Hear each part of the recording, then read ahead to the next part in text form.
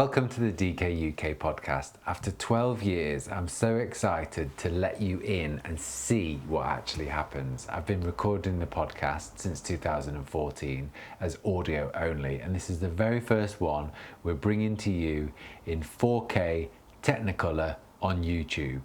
If it's your first time here at the podcast, the idea is really simple. I sit down with artists or creatives, give them a haircut, and we have a chat. It's not really an interview, it's much more of a wandering conversation. The podcast is best enjoyed with headphones, and you might even get a little ASMR effect. The sound of the scissors, me moving around their head, and the clippers and the water spray should sound really good, so do listen with headphones if you can. In this episode, I'm talking with Richard Phoenix, who's a long-term collaborator with Heart and Soul. We're sat inside the exhibition that we produced with Heart and Soul, Richard, and the Feel Good Designers. The Feel Good Designers are one of the adult groups that Heart and Soul work with. We talk about DIY culture, Trafalgar Square, working with puppets that are 6 meters tall, and how being seen is power. I'm really glad that you're here, and I hope you enjoy the conversation and also watching the haircut unfold. I've had a fascinating time editing it, and I was even there, so I hope you find it half as captivating as I did. Particularly wait for the blow dry where you can see the haircut. I've sped that bit up and you can see the haircut really taking shape. What was that? Oh, Richard's here. Okay, let's go. Okay, Richard. Hello. Welcome to DKUK. What would we like to do with your hair today then? A cheeky little mullet, maybe? Oh, right. I don't know. What Fantastic. What do you think? I don't know. First of all, what do you think? You caught me unaware Yeah. Yeah. There's a lot of it at the moment, so. So it's been, how long has it been since you had it cut? I think at least a year, 18 months, maybe, Okay, something cool. like that. So, yeah, it's a bit unkempt and. Very long. Yeah. Though you generally have it long.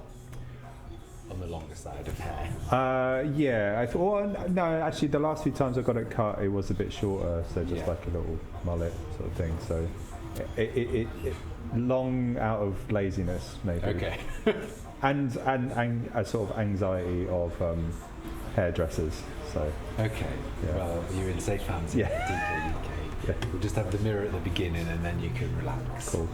With the amazing exhibition that we've got. Yes. So just making sure that's staying in. Good. Okay.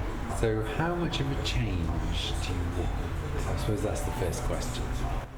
I could, good. Change is good. Change is good. Yeah, Okay, change cool. is good. And what sort of made the mullet come into your mind? I guess it is that thing, maybe the comfort of a little bit of length at the back. It's a very practical haircut, right? Yeah. Especially in the winter months. Yeah. Yeah, okay. But I don't have to have, I'm kind of up for anything, I think. So. And how extreme do you want? Like 1 to 10, if like 1 is not extreme, 10 is extreme. Maybe like 5 or 6. Yeah, okay. Yeah, I'm 6. You're a creative guy, Yeah, working in yeah. the arts, fantastic artist. We can, you're not going to be going to your office job in the morning. Yeah, exactly. I can get away with You've got it. the freedom, creative freedom. Yeah. Okay. Yeah. I think definitely keeping some length would be nice. Okay. Yeah. Yeah. And like that, the mullet sort of does work quite well for that. Right. What I'm toying around with in my mind is how short we're going at the front. Yeah. But that'll determine how extreme it was. Obviously, if we were to go like really short around here, then that's probably more than a 5 out of 10. Yeah. So we want to keep some sort of bit of length here, I think. Yeah. But I'm just wondering about the fringe. How fringy do we want it? I'm happy with the This fringe. is a rhetorical. Yeah. I'm just sort of thinking out loud really now. Do you wear your glasses most of the time? Yeah, all the You do? time. Yeah, all the time. So that's something to think about. And is this sort of cowlick here? Is this always there? We're going to work with that? Do you think? Don't have to work with it. It's kind of got this wild, like, grey streak in it now. Sort of like Cruella which de is Vil. quite cool, isn't it? Yeah. But don't have to. It's just it is a bit like my hair just does do that naturally, so It's probably going to fall over that. but I have had fringes in the past and stuff, so Yeah. my partner was like, got this picture. Was she? Oh, nice. Yeah. So fringe is okay. Yeah. And I've had it shorter than that before on the fringe and stuff. So, but Okay. I think we should do something that's certainly going to look good. yes. When that's happening. Okay, cool. Because I feel that is the way it wants to fall naturally. Yeah. So maybe a bit of fringe, bit of sort of flickiness there. Yeah. Keeping some softness over the ears, I think, could be a nice way to soften the mullet. Okay. So if it was like really short and blunt over your ears, then that's going to look really long back there. Yeah. Okay. Whereas keeping a little bit of this softness here, Beautiful. like soften your face shape off as well, because with you wearing the glasses. Yeah, they're quite harsh these. Yeah, I think like a bit of softness around there would be nice, but also opening some of that up works quite nicely, doesn't it? Yeah, Can definitely. you see the difference? Yeah. There to there.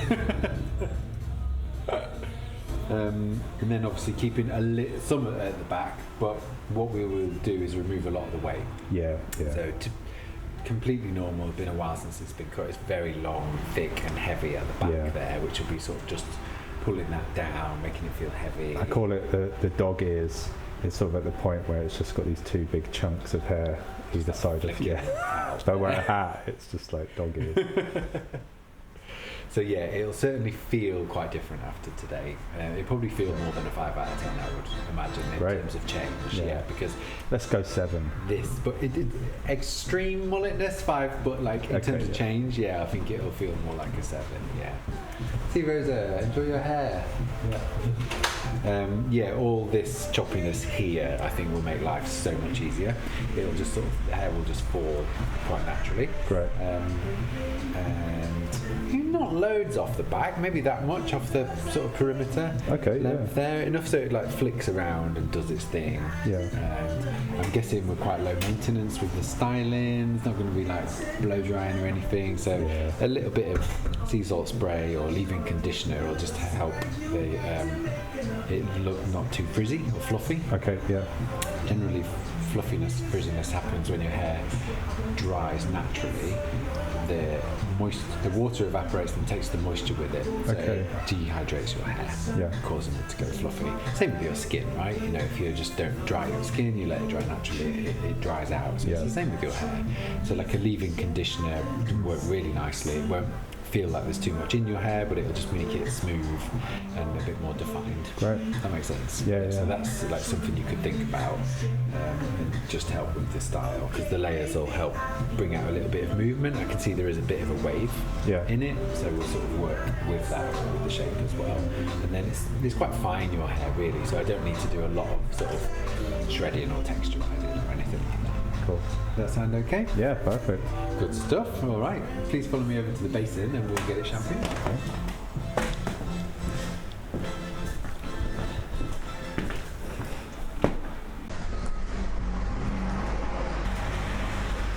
Okay, so this is a leave-in conditioner. I'm going to put a little bit on now. Okay, amazing. So it'll stop your hair from drying now. while we're cutting. Okay, well, thank you so much for agreeing to this. I know it was, like a week ago? Yeah, that's fine. Yeah. Well, I'm glad Jade could be here with us. Yes, and today thank you as for well. coming, Jade. Yeah. I know it's very short notice. So Jade is just off camera doing some nice little drawings. Hopefully we'll get a chance to drop them in the video. And so we're sat here in Heart and Soul's exhibition. That was the reason it was such a rush, because we wanted to get you sat in the exhibition while you were here. So yeah, how was it doing the show here at DKUK? It's been amazing. It's been really good. Yeah, I think the whole process from beginning to end has just been really wonderful. I don't know how you found it, Jade. It's been good. Yeah, because Lucy and Mark that initially got in touch have been great in terms of coming to the studio and talking to all the artists and telling everybody that, you know, what the ask is, and then coming to the salon with everybody, and when there was an exhibition already up, it was really amazing. Yes, so we started with a site visit, wasn't it, with the whole group? Yeah, and kind of like looking at that exhibition, and we had a really good conversation actually, because it was when there was all the chickens covering the entire space. And kind of what was really good was we ended up talking about getting your hair cut, and about sort of the idea of vanity, but actually making yourself feel good, and how important that is. It was really good. And then just talking about why there's art instead of mirrors, and that idea of people feeling good when they're getting their hair cut. And I think people really embraced that idea, and I think the work really reflects everybody wanting people to feel comfortable and happy. I don't know about you, Jade. I'm sorry, I'm busy thinking about what to say. Oh no, that's all right. Just going to keep dragging you in. Because were you here on that first visit? I think I came halfway through. Yeah. Yeah. Yeah, and then I think because you were here for when we were installing, and we just had all the work in the space, and we didn't really have much of a plan. I think we picked one bit. We asked Danielle pick a work and stick it on the wall, and then there's loads of us just getting screwdrivers and drills up and did it all together, which was so much fun. And I think it turned out so much better than if we'd like planned it, you know. We were talking about the installation. Yeah. The work was made in response to the situation, is that correct? Yeah. So you did your site visit. Yeah. And then we had 6 months or something to make everything. And it was really nice because just got to make stuff, didn't you? I was here on the site visit. I was here during the installation. Yeah. So I guess during the installation was the first time I saw DKUK. Oh, really? Okay. But you definitely made work responding to the space, didn't you? The zine and poster that you made. It's all about. Yeah. Yeah. And I think it was that thing of making stuff responding to that, but then also this idea of making the space feel relaxed and comfortable and filling it full of colour. And I think the title came out from that first visit, See the People on the Shelf. And I think it was to do with seeing into the space and the shelves everywhere. And but I think what I like about the title is there's loads of different ways to interpret it. Yeah.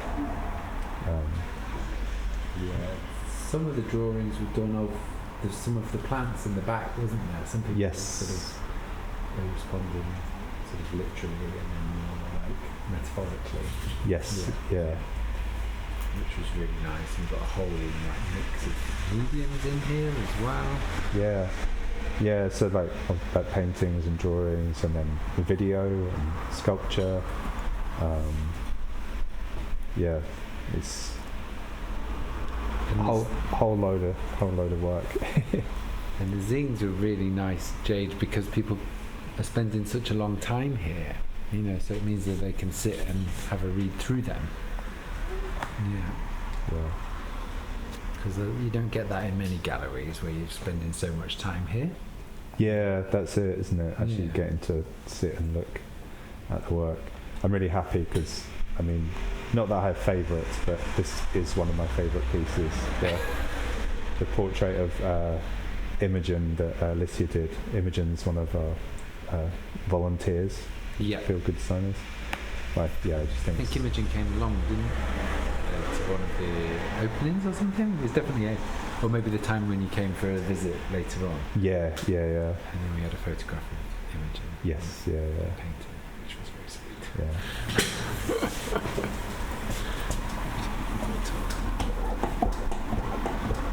Yeah, I think that's like been a really nice part of it. Is it's really easy for us to get here on the bus.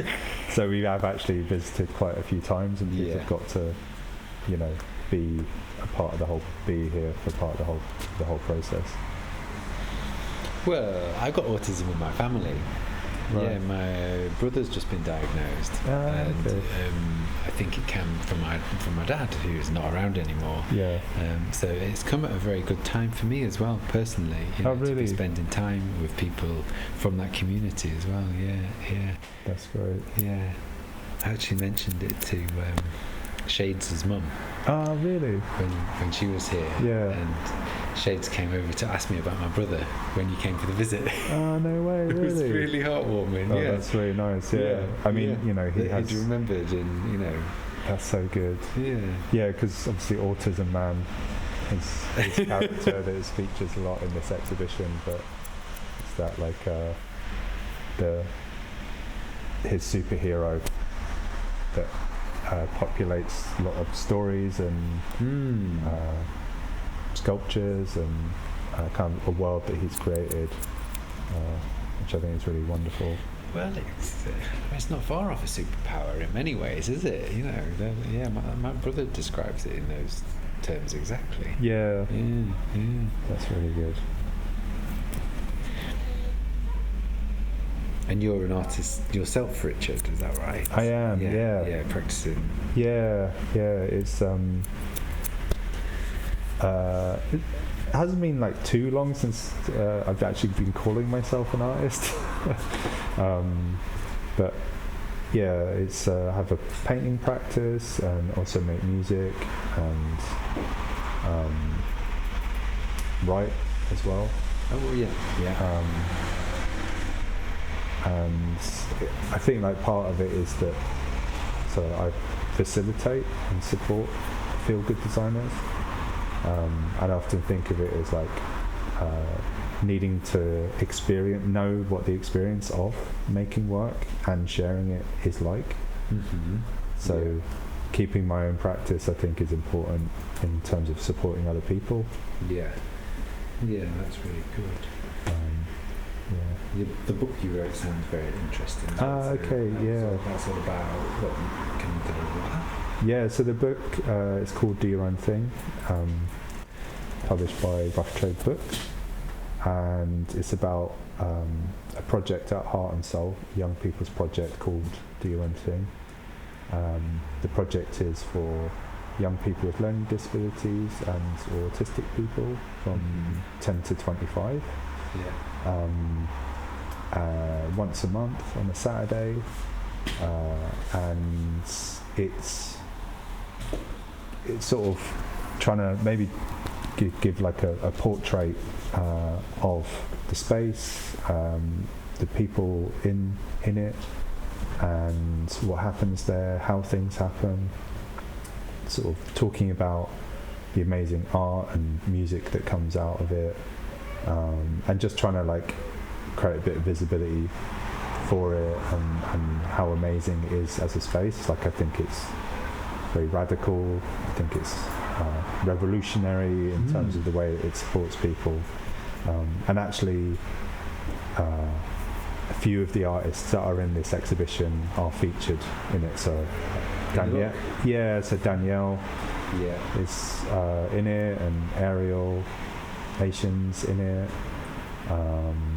They write it in it or feature it their artwork is in it, and then there's kind of sections that talk about projects that they've been involved with. There is I've transcribed some recordings that I had of artist talks that they've done and stuff. So they're sort of they feature a lot in it. So. Yeah. And this idea of calling something art, what does that what does that do? What does that framing do? You know, ties in incredibly well with what we're interested in here at DKUK. Right. Okay. Yeah. Yeah. For my dissertation, I wrote it was a play. It was a play which was based on this garden project. So in my garden, in my final year at university, I did stage loads of exhibitions, puppet shows, music, and called it a gallery. And the idea was, you know, what does calling my garden a gallery do to it? It doesn't need to be called a gallery. Yeah. Or does that change the viewing of it and stuff? Yeah, because in the book I sort of argue,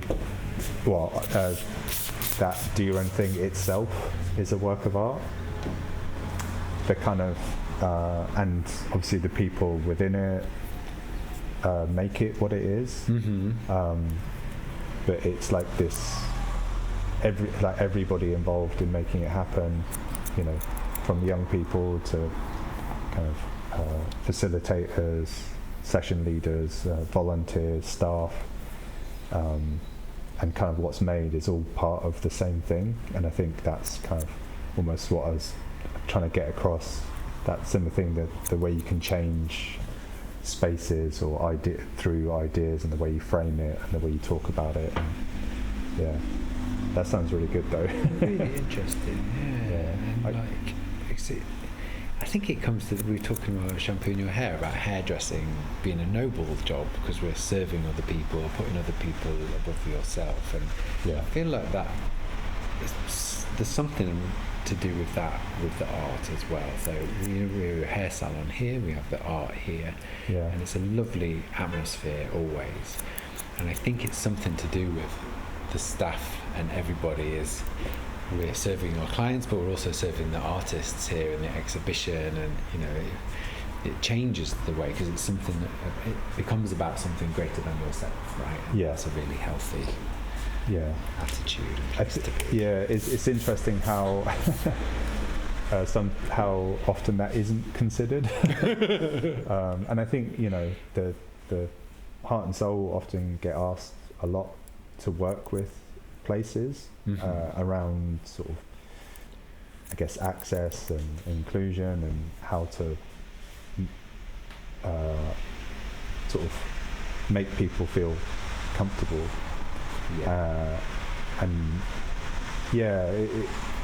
It can be quite there's a funny alchemy to it, but I think that's often what's really good. We can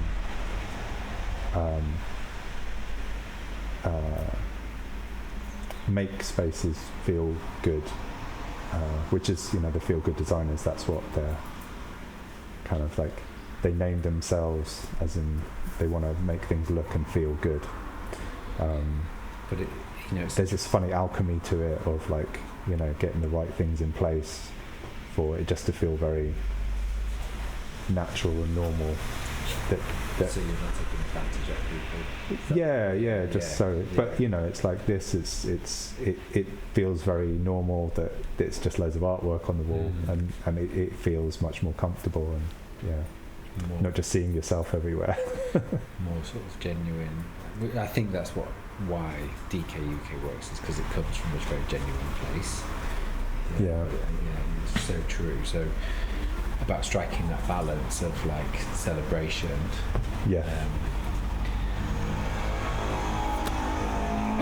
My first experience with Heart and Soul was with the Fish Police. Did you see the Fish Police? Yeah, several times. Yeah. Amazing. Yeah, because my girlfriend at the time was in that scene, that Power Lunches sort of music DIY scene. Yeah. Okay. Yeah. Because I used to go to Power Lunches all the time, so we've probably been in the same room many times. Yeah. So it was Sean. Well, Sean was and Rosie. Yeah. Yes. Okay. Yeah. So I've seen Fish Police probably more times than I can remember. That's amazing. They were around a lot at that time. Yeah. And they just really have that balance, that brilliant balance of like catching you off guard. Yes. But also being a complete celebration and honesty and abstraction.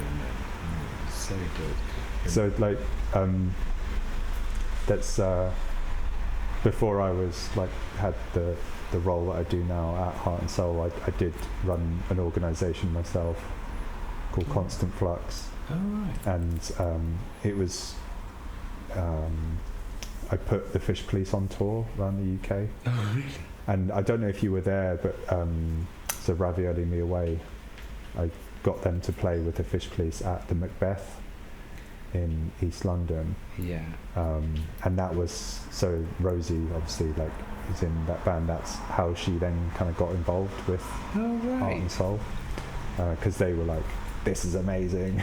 Yeah. It's so good. But yeah, like, so I used to, I played in sort of DIY punk bands for years. Okay. And I kind of then learned and got involved with like the learning disability music scene, and realised that a lot of the bands didn't have the same opportunities that I did in the sort of DIY scene, like do it yourself, like. Yeah.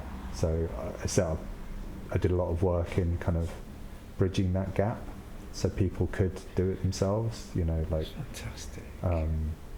But yeah, the Fish Police, putting them on tour was just so amazing, because every night I think it was interesting seeing people's maybe like seeing expectations, and then every night like the whole room just dancing and just, like having their minds blown by how good they were. Yeah, it was quite a special thing to be a part of. Very fun. I just did a bit of research today, looking them up, and I didn't actually know 100% that they were a Heart and Soul project. Oh, really? Until today. I sort of I'd put the pieces together, and I was like, they must have been, they must have been. But it was only today that it was confirmed, and so I had a quick trip down memory lane, very enjoyable trip down memory lane, thinking about what was that, chicken nuggets and the songs that they chicken had. nuggets for me. Yeah. So Charles, that was the facilitator, was also actually Grace Jones's musical director. Oh, wow. So kind of like very sort of high standard Right. Yeah. off the bat.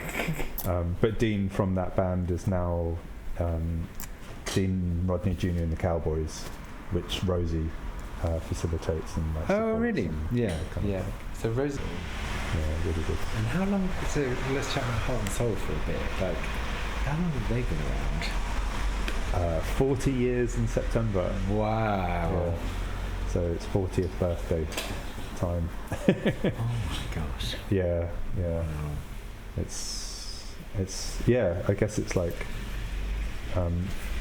started in Deptford, still in Deptford. Yeah. The CEO and artistic director, Mark, he sort of was running a music project in a day centre, and then just met this amazing group of people, a lot of whom are still around, and Pino, who's one of the founders, he's just about to release an EP, so it's like he's been involved for 40 years and is still making music and still going strong. So it's really amazing, and that thing like people can be involved for a very long time. Yeah. I think is a sort of a mark of a really good sort of project, and organisation, that people stick around for a really long time. It's really good. Because you've been like over 10 years, right? Is that right? Yeah. So the role I have is, I think it's 10 years last year actually, this year. But yeah, at least like maybe 13, 14. And then I've been involved with like learning disability arts for about 20 years. Oh. Yeah. Yeah. But yeah, I love it.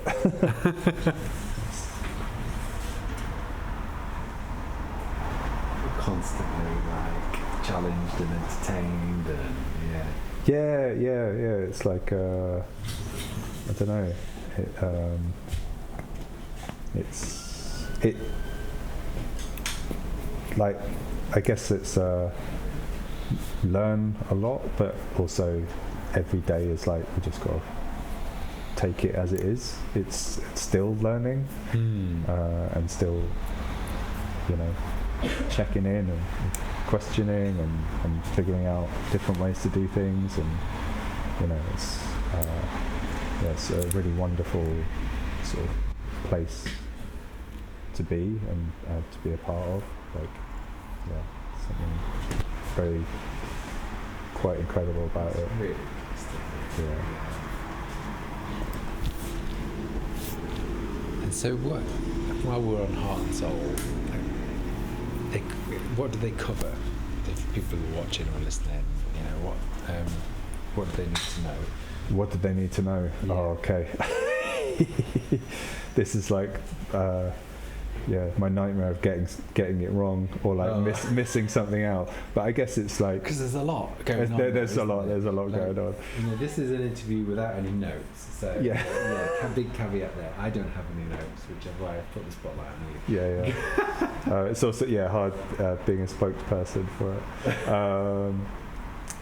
it. So, music and art, performance, film. Kind of, which then sort of leads into loads of different amazing projects, like working with different institutions, from like say Tate or Wellcome Collection to having like doing work with like NHS trusts, which has been going on for a while, and so kind of supporting people to like be heard and seen, not only within art and music but also in society. I think it's a really important part of what Heart and Soul does, and I guess it's like the local is that there are two main projects which just are ongoing. So one's the Young People's Project, Do Your Own Thing, and then the other one is All Sorts, and that's from 18 onwards. And that's, is that what the Feel Good Designers are part of, All Sorts, or is that separate? It's sort of separate, so a lot of people will go to both, but Feel Good Designers is kind of like supported studio for people who just are artists, whereas All Sorts is just kind of everything, like loads of different stuff. There's a group of co-producers, so people with learning disabilities that go to it, that decide everything that happens, and so I mean, I don't know, there's loads of different stuff going on. I think there's going to be like a strong person session happening soon, but there'll be art and there'll be music and loads of different sort of opportunities for doing things. And then through those projects we meet people, and people have ambitions to do certain things, and sort of will, and we're there to kind of like support those ambitions to become reality. So there's a DJ that we work with, Trancy Parker, and he wants to produce his own music but do more shows, like and kind of record do radio shows and things like that, so we just can support him in doing those things. And if people have ambitions to make films and stuff, then we can figure out the best way of doing that, find the right people to work with people, or release albums, similar sort of thing. So it's very much like very bespoke, so it's why it's quite hard to generalize. So it's almost like I'm trying to think of a better word, but I can't. Creative agency or something where people can come and meet people and network and chat. I suppose it's one of those things where I think that that word sort of like fails in some respect, in that like it's quite, the word love comes up a lot with Heart and Soul. There's a sort of like there's a sort of, I guess, a closeness and kind of in terms of relationships with people, which I think is incredibly unique and quite like wonderful to be around. That there's creativity, but it's like, you know, people just really become part of each other's lives, which is it's really amazing. Well, I'm going to miss you guys. Oh yeah, I am, because you've been here quite a few times. Yeah, you know, no, particularly that last one where I was the the model, yeah. Yeah. Always get drawn. Yeah.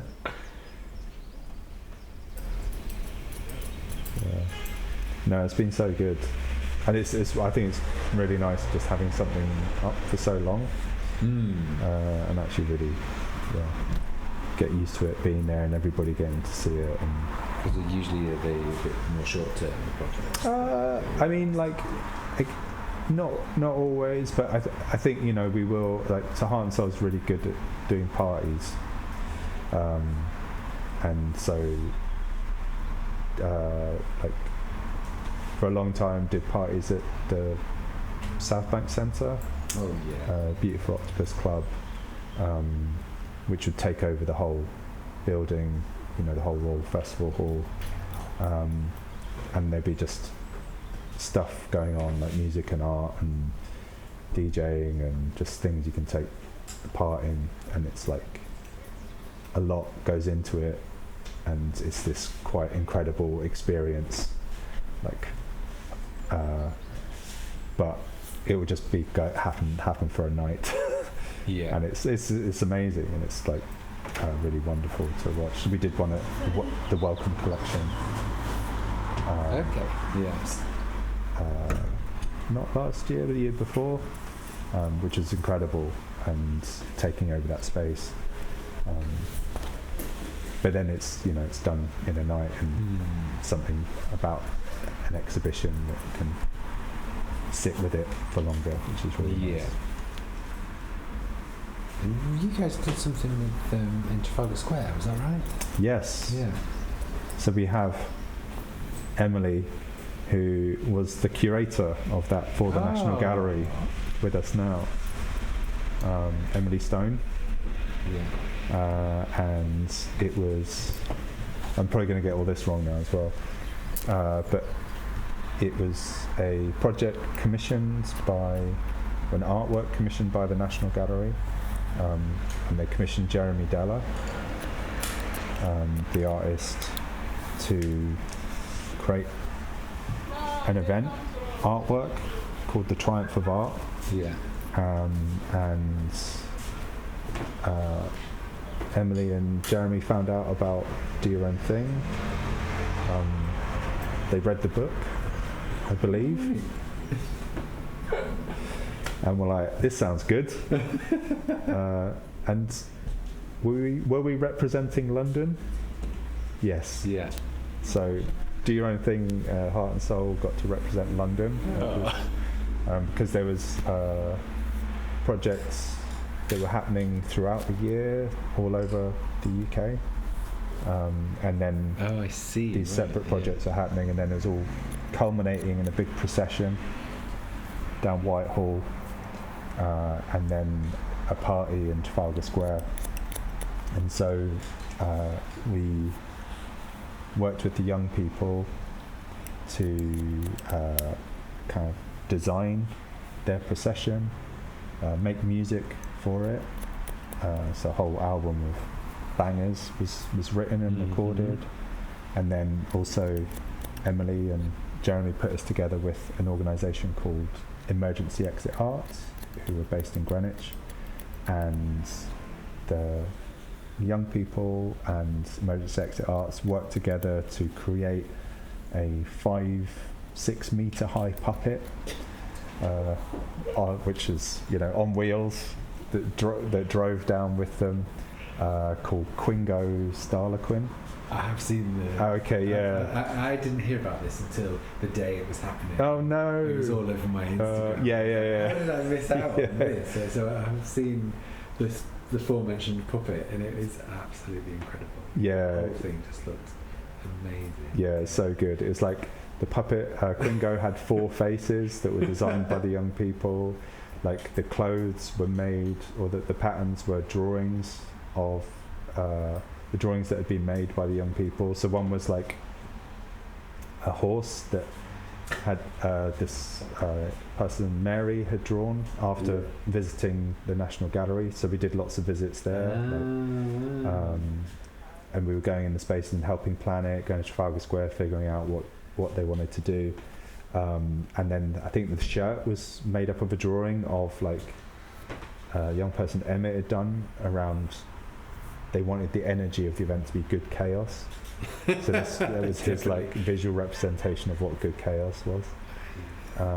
And then Quingo was a drummer, so had this big drum out in front of him with these hands that were playing it, but in the drum were DJs, so we had a DJ set up in there, and then speakers all over Quingo which are blasting out tunes. And so we were going down Whitehall playing Do Your Own Thing songs. My personal favourite was Everything Is So Boring, being blasted as we were processing and drumming, and loads of colour and costumes that everybody had made and stuff. So and then we, Quingo parked up in Trafalgar Square, and then just DJs for hours, and people were just dancing and having an amazing time. It was a highlight in my 20-year career, definitely. Like up there. Wow. What an amazing thing to have been part of. Oh, it's brilliant. Remember that for the rest of your days, doesn't it? Yeah, I mean, because it was sort of a year, 18 months in total of work, kind of up to it, leading up to it. So, it was kind of sort of a lot of pressure on the day, like, please don't rain. But it wasn't. The weather was perfect, and it was. I mean, it was a perfect day. It just couldn't have been any better. So. What was that, Tim? Good chaos. Good chaos. Good chaos. Yeah. Yeah. I mean, that's sort of, couldn't describe it any better, really. Yeah. And the documentation. That's all. Yeah, it's so good. It's all over everybody's Instagram. Yeah. Yeah, and like challenging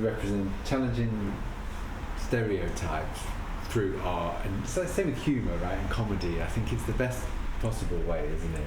Yeah. Getting people involved, and all like celebrating it together. Yeah, like getting people seen. On the day Trans Pride Plus march was marching past. Which was really like quite an amazing moment. Wow. But there was one sort of placard that I saw, which I think resonated really nicely at the time, was like, being seen is power. And I think that's a lot of like what I try and like do and work towards, is just getting people seen as they want to be seen, and I think that's very important.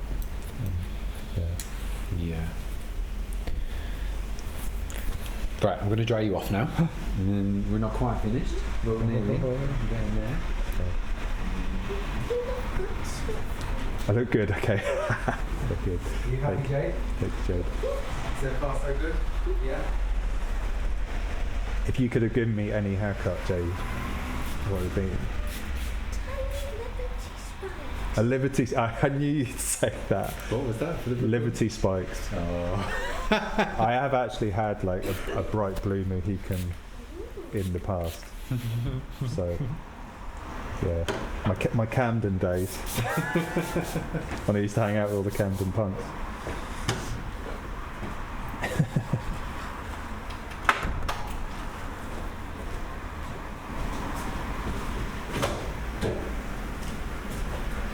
I'm just going to use a diffuser on your hair.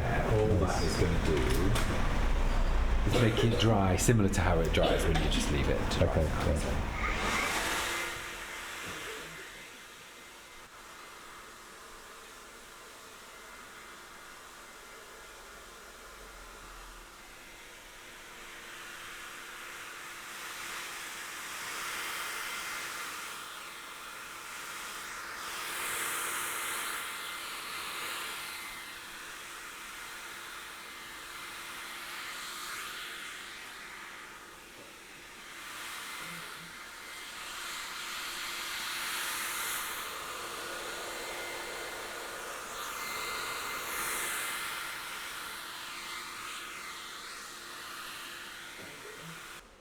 hairdresser's anxiety?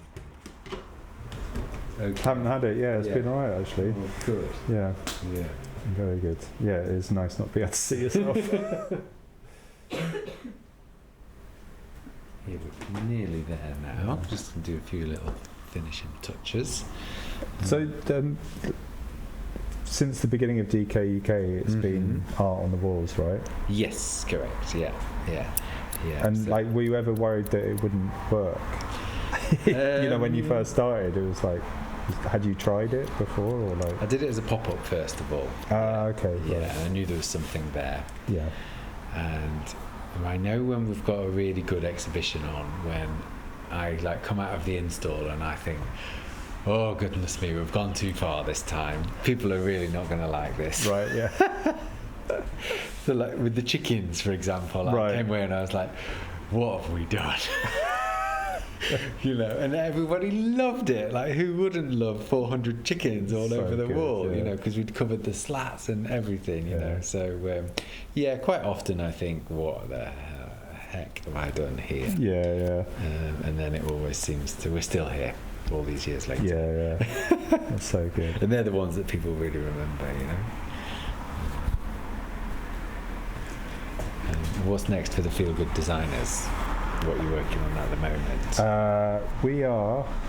So Rosie's gonna. Rosie has worked with the group quite a lot, and we're lucky enough to have her back for a project with Tate. So they're going to be doing a part of a kind of a week-long event, Tate Modern, and the Feel Good designers have been asked to help design a space, like a sensory space for young people. For the week, or Yeah, so there'll be like work installed. I think there's going to be a film, and then kind of working with everybody to design this space. So just at the beginning of that, it's going to be a few months. But we've done stuff with Tate in the past, so it's really nice to be back doing things there. So I think we've got a site visit in the next few weeks. fantastic. I'm liking what that's going to be. And then just Tate Modern, Tate Modern, yeah. keeping it in South London. Exactly. Yeah, of course.